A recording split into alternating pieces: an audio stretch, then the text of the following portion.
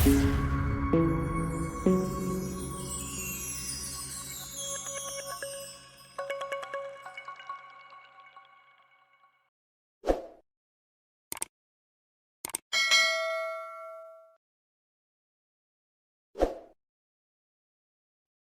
Good morning. स्वागत आहे तुमचं माझ्या ह्या चॅनलवरती, ज्याचं नाव आहे रेखा ब्लॉग्स.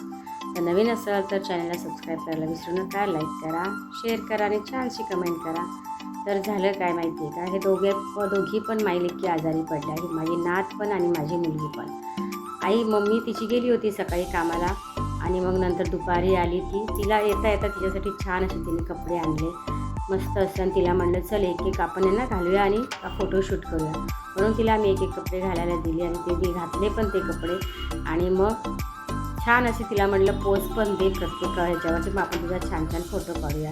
ती पण तयार झाली मस्तपैकी आणि म्हणायला लागली माझा फोटो काढ, हाय बाय वगैरे सगळं बोलायला लागली. झालं काय, तिचा आवाज वगैरे रेकॉर्ड केला पण व्हिडिओ बनवताना तो आवाज कसा रेकॉर्ड झाला नाही मला ते काही समजलंच नाही. आणि नंतर बघितलं तर पूर्ण ब्लँक होता, आवाजच नव्हता अजिबात, म्हणून मला हा आवाज द्यावा लागला. नाही तर तिचा आवाज खूप छान तिने हे केलं होतं. आम्ही बोलत होतो तिच्याशी, असा पोज दे तसा पोज दे, खिशामध्ये हात टाक, तिला छान आम्ही तिला सांगत होतो, तशी ती करत होती.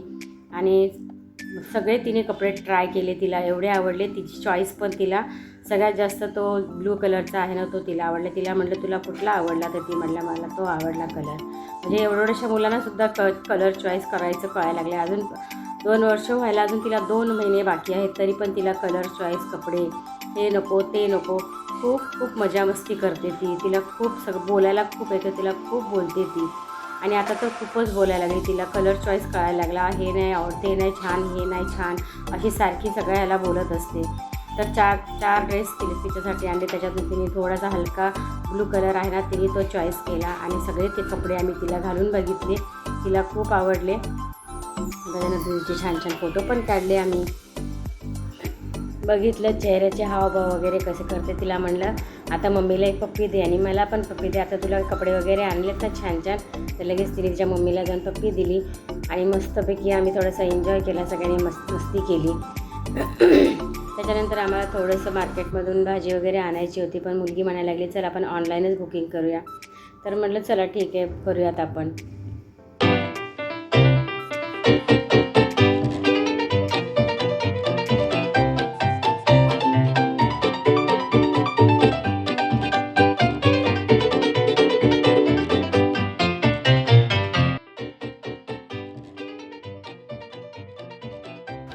तरी बसली मोबाईल घेऊन सगळे सिलेक्ट करत होती, काय काय भाज्या आणायच्यात, काय काय नाही आहे घरामध्ये, साखर चायपत्ती, आणि ती सिलेक्ट करत होती. तोपर्यंत मी चहा बनवला, चहा बिस्किट आम्ही दोघांनी एन्जॉय केला.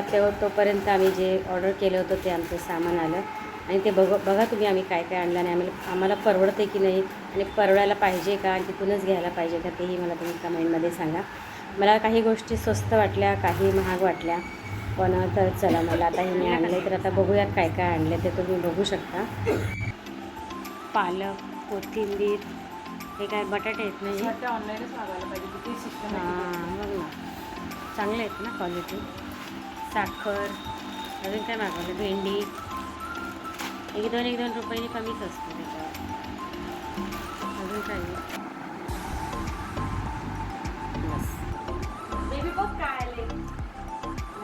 कशा ब्लँकेटवरून मागवलं, हे कशावर मागवलं आहे सगळं? झेप्टोवरून मागवलं. ते टरबूज मागवलं आहे तुला, कायचे खाऊ खायचं तुला, खाऊ खाणार तू? अरे वा वा वा, आई कापून देते. कसं शिकवतं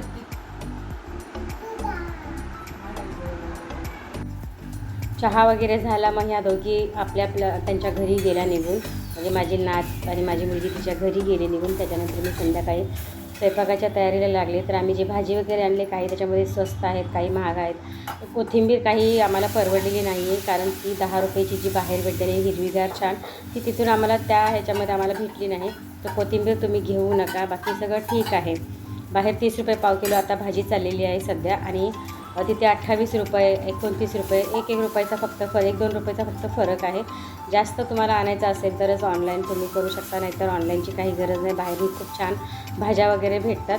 बसलं होतं सहज, म्हटलं चला काहीतरी ऑर्डर करूया. साखर वगैरे म्हणजे घरातल्या काही काही वस्तू संपल्या होत्या, ते पण आम्हाला ऑर्डर करायच्या होत्या, म्हणून त्याच्याबरोबर आम्ही भाजी पण ऑर्डर केली.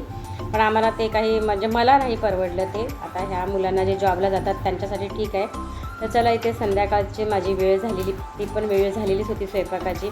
आणि इथे मी आज नाचणीच्या पिठाची म्हणजे थालीपीठ बनवून घेतली. आणि भाजीमध्ये पालक पण मागवली होती आम्ही. पालक मात्र खूप छान होती, एकदम फ्रेश छान होती. आणि मी आज पालक डाळ बनवणार आहे. तर पालक मी स्वच्छ धुवून घेतली आधी आणि तशीच मी ताटामध्येच चिरून घेतली. तर अशा काही गोष्टी आहेत, तुम्हाला जर परवडत असेल तर तुम्ही ऑनलाईन मागवा, नाही तर मागू नका. बऱ्यापैकी वस्तू परवडतात, पण ठीक आहे, चालेल. चला, इथे डाळ शिजवायला ठेवली मी.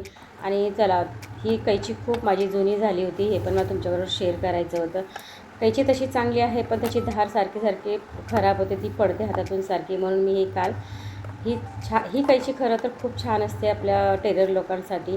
खूप स्मूथली चालते आणि कपडा पण खूप छान कटिंग होतो. तर अशा प्रकारे मागचा माझा हा व्हिडिओ आहे. तर व्हिडिओ तुम्हाला कसा वाटला ते मला नक्की कमेंटमध्ये सांगा. चला, बाय.